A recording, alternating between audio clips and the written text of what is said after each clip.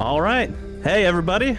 My name is Conception2, and this is Bugsnax, which is probably my game of the year of 2020. This game is incredible. I definitely suggest everybody play it. I'm going to be playing on the PS5 version, and we're going to be running any %, so it's ever so slightly slower than the PC version, just because they have some optimizations with it being able to scroll through text and stuff like that a lot faster than we can, but it's still an excellent run. This run is very broken. We're going to be doing this quite fast, so I'm going to actually start the game, and game starts when we kind of load into the screen, so just I'll give you a definitive and go, and then we will get ready on the timer. I'll try to count it down as best as I can. All right, here we go. 3, 2, 1, go. All right, so yeah, this is Bugsnax. If you're unfamiliar, Bugsnax are exactly like they sound. They're bugs, but they are also snacks. And they are on this island. We're actually a creature called a Grumpus, and specifically we're a journalist Grumpus, and we're actually here to investigate what's going on this island, which is called Snack Island. However, we're not going to get very much story because we're going to skip around a lot. All right, so I'm going to focus on some tricks here. All right, so we're skipping through pretty much the entire intro. Gonna hop on this invisible barrier here, of course. Buttery smooth parkour movement. Hop on top of these treetops. All right, and we already skipped like a couple long intro cutscenes. There's Filbo. We're gonna see Filbo a good chunk, but we're not gonna do anything about Filbo right now. We're gonna jump right over here. Skip across this barrier, skip across this, jump on that. And then voila, we're past the intro. Blink and you miss it, folks. Blink and you miss it. All right, so now we're in the next area already, Garden Grove. Garden Grove, unfortunately, there's not anything we can do to quote-unquote skip to get through this area faster, because the loading zone will not open and we cannot get around it until we meet the criteria of the area. So we are just going to be doing this area as fast as we can, and there are ways to do it really fast optimally, but they're all very tricky and they're very technique-based.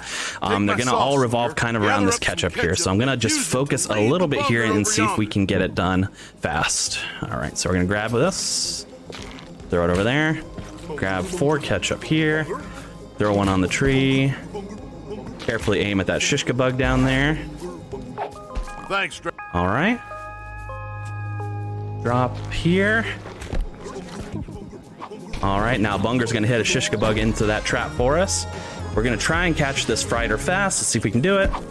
We did. Excellent. These Bungers are out of commission because we made them run into each other by shooting ketchup at the tree. And then last thing we need to catch here is the shishka bug, which is always very tricky. But we got it. Oops. Hit the camera button by accident, but otherwise, really clean. So I'm pretty happy with that.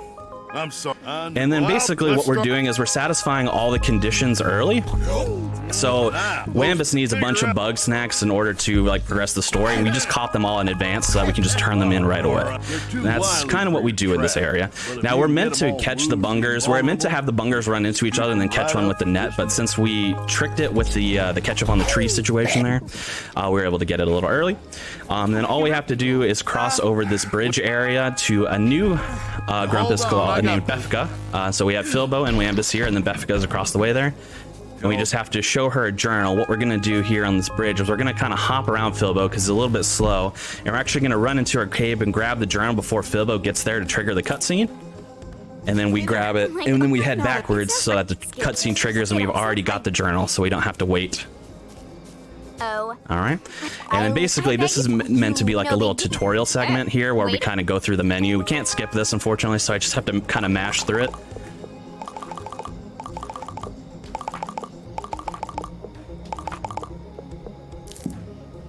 Great. You'll have. And we're through Garden Grove. All right, so this is where we break this run wide open. So this is there are several areas that kind of branch off for Snacksburg. Snacksburg is kind of like the centralized hub.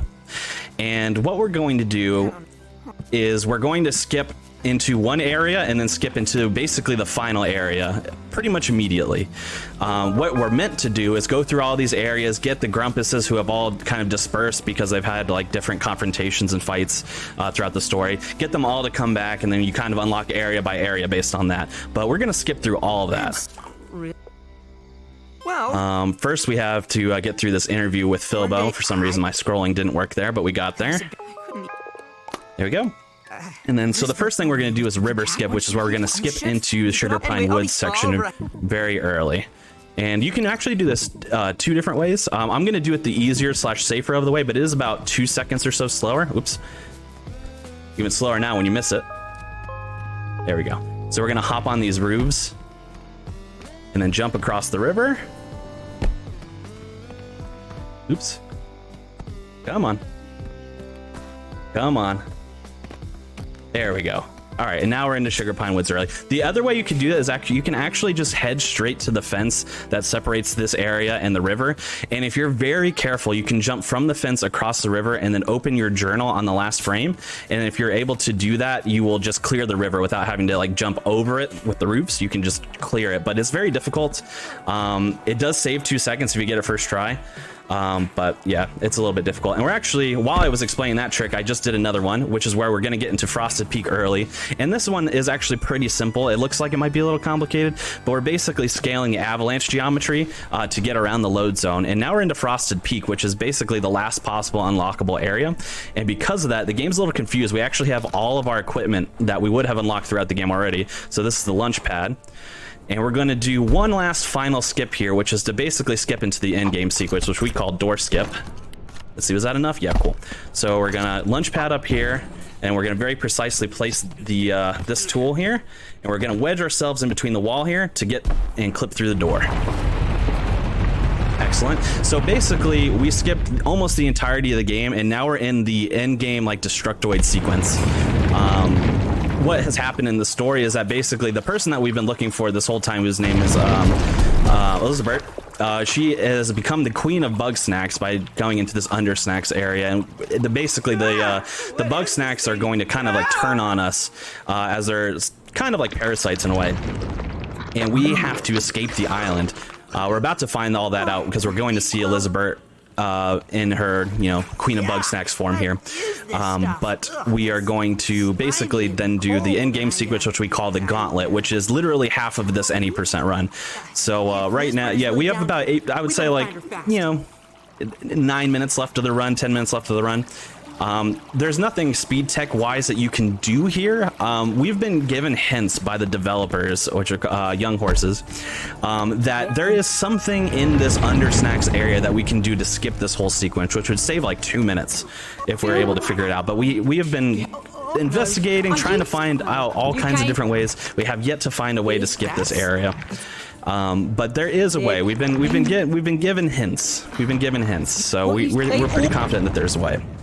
But for now, we have to mash through this. This is Elizabeth, by the way, who is in her Queen of Bugsnax form. I made them into me. And then, yeah, we just kind of have to mash through this interview section. This is a very, very cool game just in general, by the way. It's a lot of fun to play casually. There's 100 different Bugsnax that you can catch, all kinds of side quests that of people you can interact with, kind of like these mega bugs, which Elizabeth is kind of like a machination of all of them, like a giant pizza, a giant cake, a giant sushi, you know, things like that. There's a lot to do. Plus, it's just a delightful game. It has a lot of beautiful LGBTQIA plus representation in it. I can't suggest it highly enough. Please play this game. Very, very inexpensive. $30 at most. Piece of speed tech here. So because we haven't met Eggabell yet in the game, we're actually going to mash square here, and we are going to get what would have been the first possible dialogue sequence that we would have gotten with Eggabell, which would have been way outside of the Undersnax here. And by doing that, we actually triggered the load zone very early. So we save like 3 seconds by doing that, just making the load zone early. We're back here. We're doing some more buttery smooth parkour movement. If I can do this right, we're going to do some excellent treetop scaling here, but it's a little difficult, so let me focus on it for a second. Oh yeah, baby, we got it. We got it. And that saves having to drop down, climb on the bridge, and climb back up. We just say that saves like a second or two, maybe.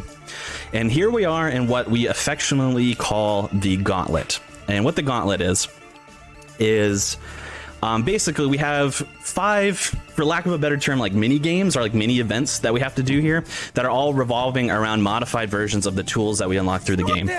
So for example, our snack trap is the first one that we do with Snorpy and Filbo here. Usually that is used to capture Bugsnax.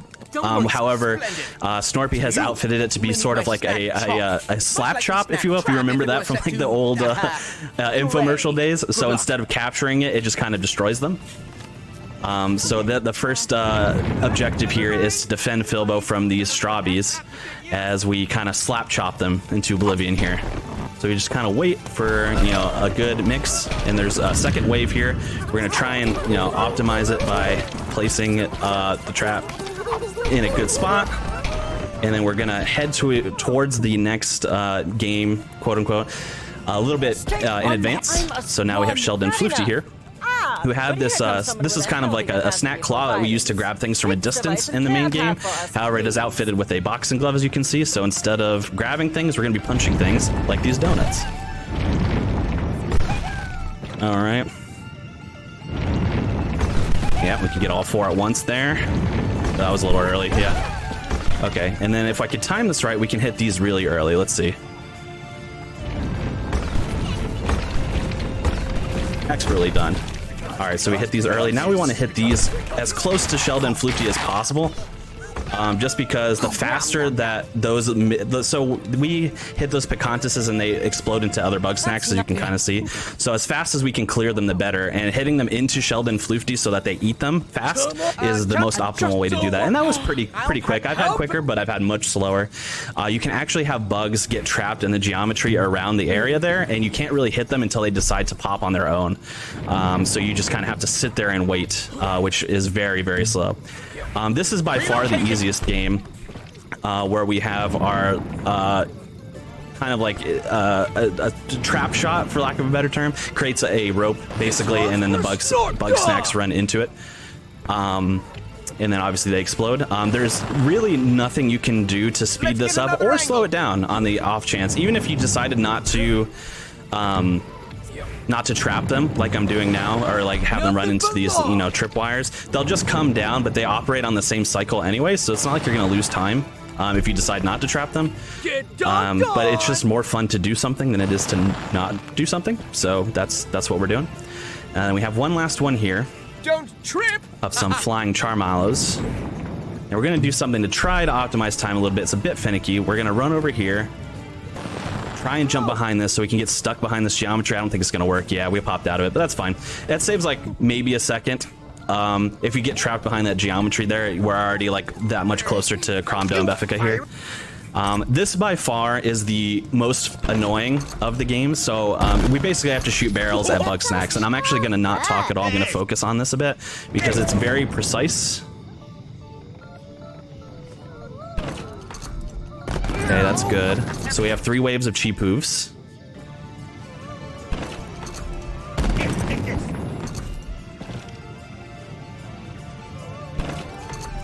Okay. I have some grape skeetos here.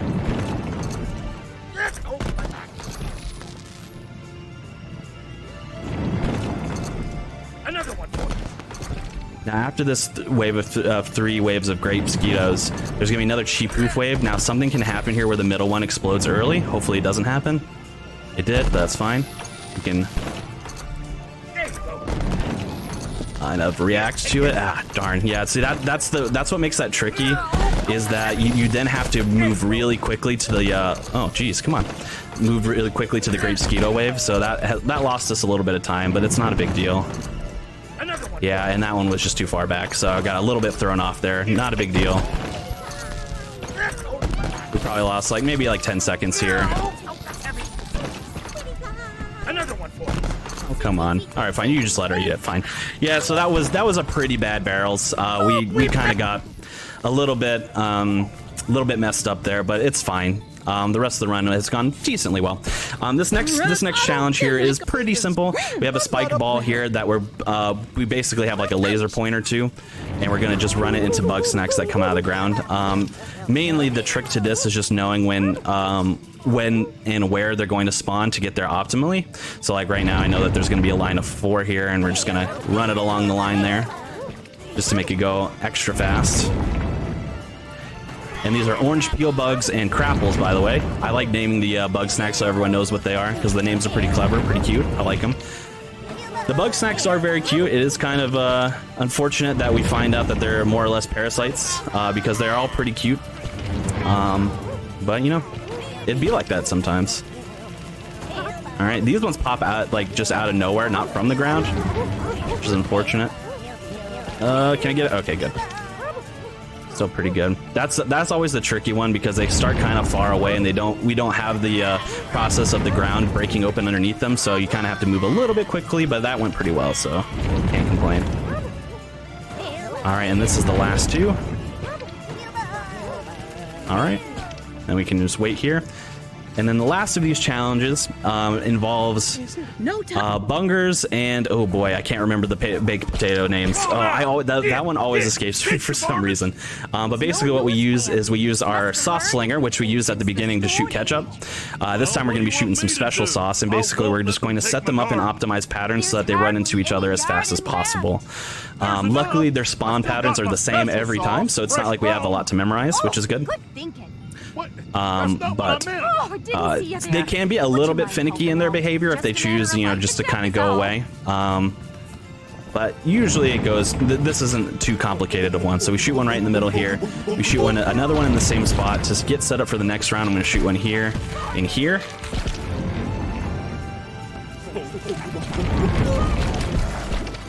Here and here again. Come on, guys. Come on. See, this is what I mean. They can get a little finicky and like be inside of each other, which is really strange.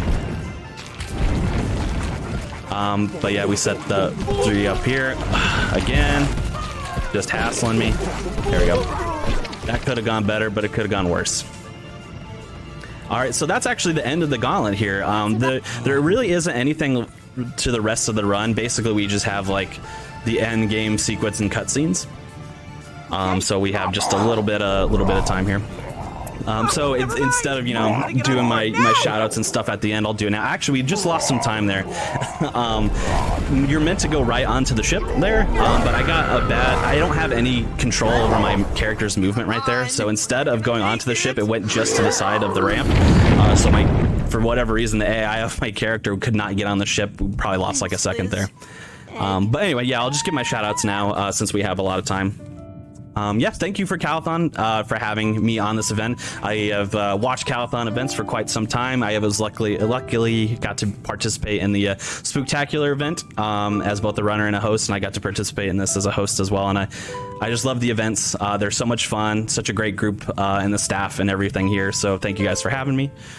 Shout outs to the developers of this game, Young Horses. Again, everybody play Bugsnax, please. It's an excellent game.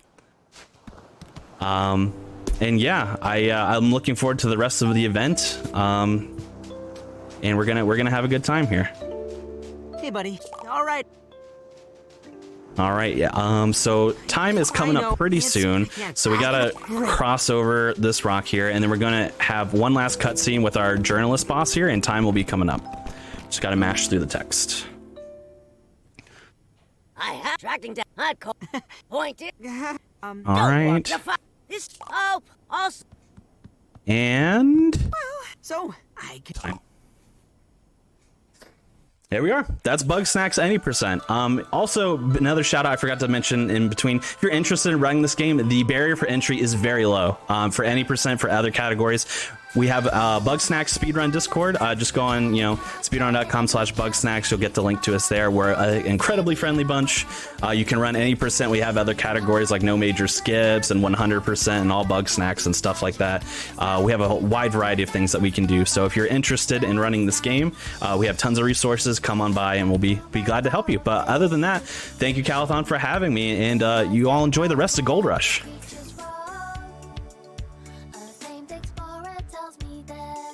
Please. Oh, sure. I guess I could plug myself, right? My name is Conception2. You can follow me on Twitch, twitch.tv/Conception2. I've been running this game quite a bit, but I also run some Pokemon games. I run, some point-and-click adventure games like Grim Fandango and stuff like that. So if you're interested, come on by. Be glad to have you.